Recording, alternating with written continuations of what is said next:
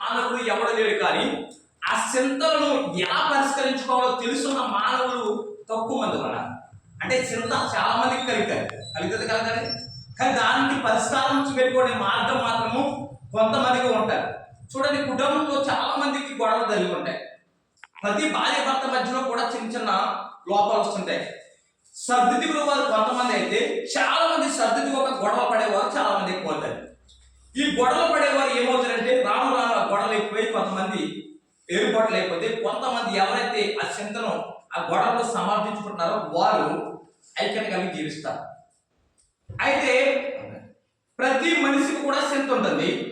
ఈ చింతన మాత్రం విడిపించబడాలి అంటే కనుక నీ యొక్క ఆలోచన బట్టి నువ్వు కనుక విడిపించబడితే మళ్ళీ ఇంకో చింత నీకు వస్తుంది, ఇంకో బాధ నీకు వస్తుంది. పరిష్కారం, శాశ్వత పరిష్కారం కావాలంటే దేవుడి దగ్గర మాత్రమే ఉంది. హల్లెలూయా. దేవుడి